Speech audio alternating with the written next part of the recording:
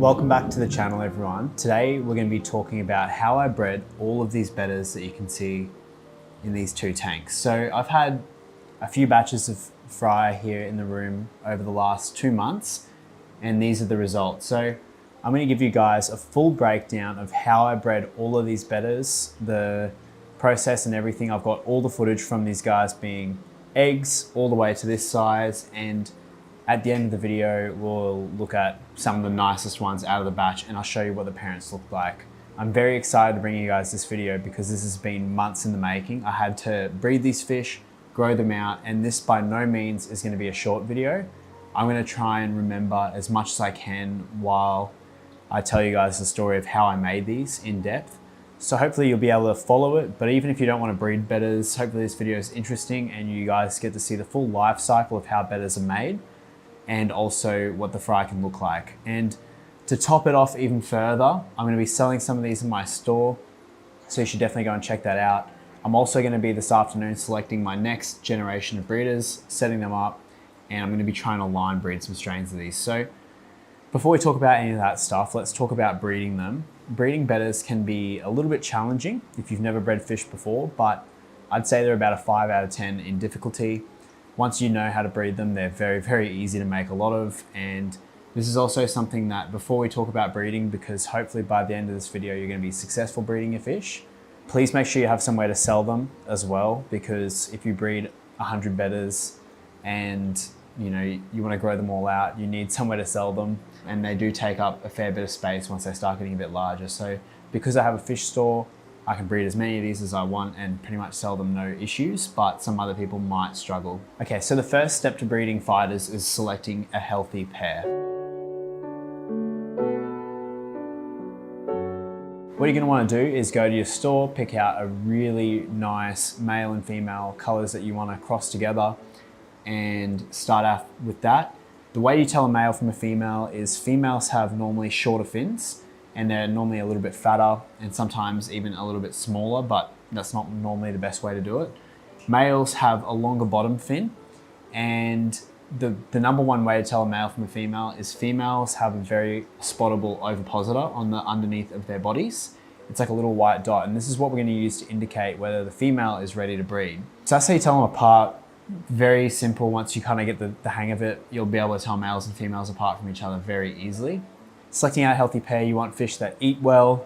I've got videos on how to select nice healthy fighters on my channel, but you want fish that eat well, are very active, and that's probably the best way to do it. So once you've got a male and a female, I normally like to try and get like 5 or 6 different types of fighters before I breed, just so that in case one doesn't want to breed, I've still got a backup.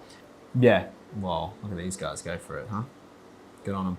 Then you're gonna need to condition them up.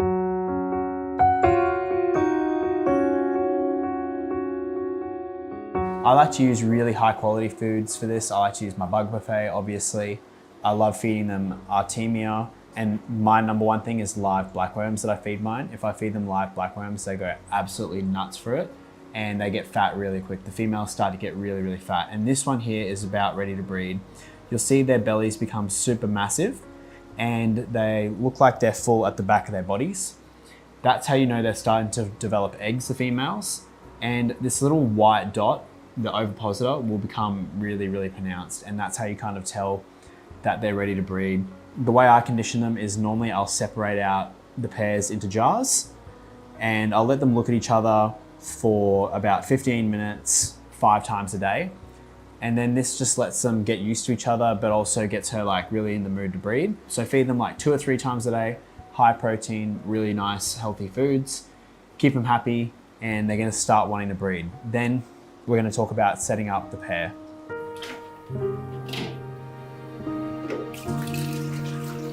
So there's a few ways to do this. I did this in tubs, which is kind of interesting, but you can do this in a tank. This size tank's all right. A 2-foot tank or even much smaller is okay, like a little 10-gallon works out really well. You're not going to want the water too high because otherwise the male is going to work really hard to collect the eggs when they start falling. So I make the water depth about 15 to 20 centimeters. I used, these little 4-litre containers. You're gonna want the temperature to be quite warm. They like it about 80 degrees Fahrenheit or 28 to 30 degrees Celsius. So nice warm water. And you're gonna want about a softer water pH, sort of like a 6 to a 7. They won't do that well in hard water. I mean, they might breed, but they just normally don't do that good. I also like to set mine up. I just floated mine in the top of the tanks over there, my pleco tanks. So they stayed warm. It kind of like incubated them, but it was just a nice convenient spot for me to put them. They bred in them, so they were happy. So I also like to add like a bit of bubble wrap or an Indian almond leaf to the jar, just to release a little bit of tannin. I added some to mine, I think, and this just helps to drop the pH and get them in the mood even more. But what's gonna happen is the way they breed, this is very interesting. The male will build a bubble nest. He'll make all these little bubbles on the surface of the water with his saliva, I'm pretty sure.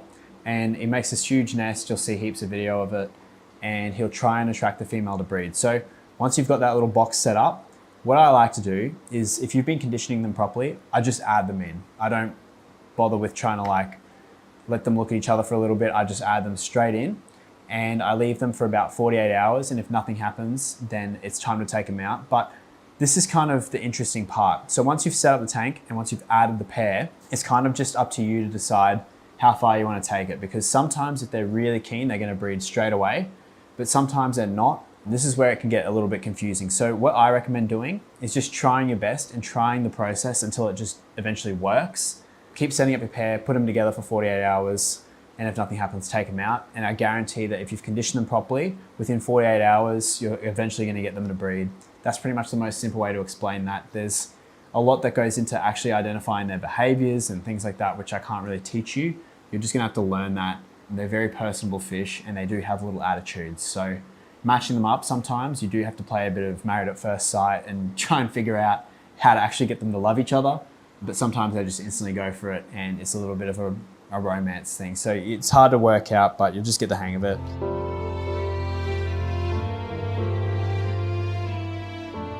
What will happen is eventually they'll spawn. You'll see the female and the male will start to get along and they'll start wrapping each other.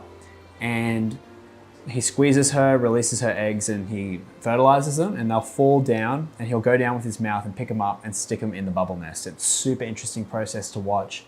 I love watching it. At first it looks like they're eating the eggs, but they're actually taking care of them. And they'll spawn for at least 5 hours, kind of like quite a long time, sometimes a little bit less, but I notice they're spawning for quite a while sometimes.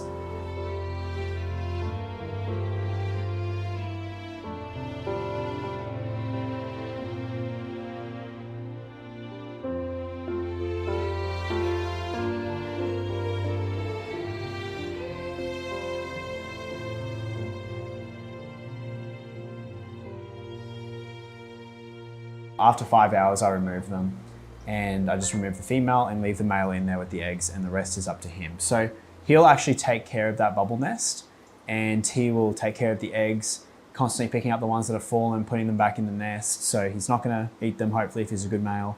At this stage, I like to just keep it stable. I don't feed anyone. I just leave him in there with the eggs and he does his job. He takes care of them and they eventually hatch out about 24 hours later.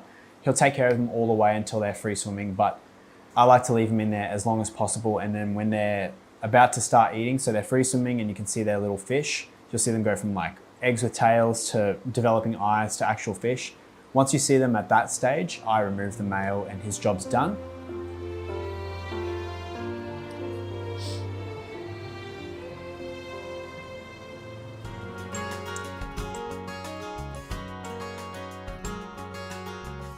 And now we have our babies, and now it's time to take care of them. So these fry are freaking tiny. They're very, very small and they're quite difficult to feed. I would recommend feeding bug buffet to start with and dusting it up into a fine, fine milk. But even this sometimes is not small enough. So I like to use green water. You can culture infusoria. This is where the process can become a little bit hard, and you're also gonna need to hatch out live baby brine shrimp. I sell baby brine shrimp eggs now. My liquid gold brine shrimp eggs are great.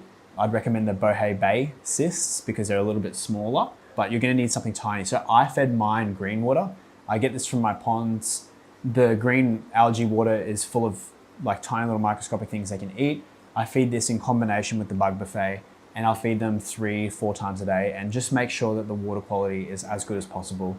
Do not want to screw up this part of the process. This is the hardest part, is actually keeping the babies alive and getting as many as you can see here. I've actually lost some along the way. I had a little bit of an accident with some chlorine and I ended up losing a few.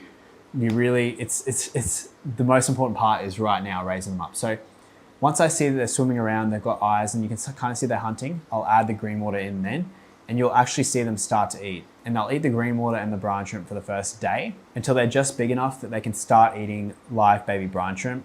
So like I said, I recommend Bohei Bay cysts because they're just super tiny. They won't be able to eat the Tibetan cysts from the start. They need to eat the Bohei Bay. Once you feed them baby brine shrimp, I hatch it out daily and feed it to them twice a day. They will start rapidly growing. And this is where I had them in the container. I moved them to a fry tray and they started growing out great, and it kept them in a real confined spot and they just loved it. Next time I breed them, I think I'm just gonna add them directly to a tank like this and keep the water level at about 25% full. So that's a really easy way to just raise them up. From there, I fed them bug buffet and brine shrimp all the way up until you can see them now.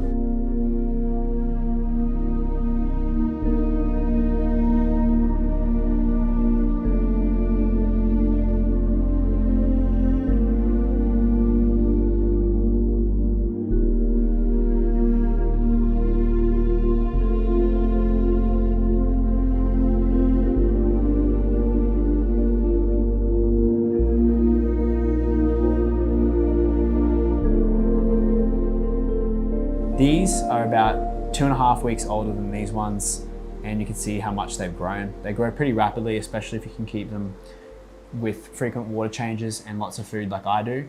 Yeah, you'll end up with babies like this. That's the process for how to breed them. I think that's everything that I can tell you just over this video. I've got lots of them, but this is kind of just how I bred these ones.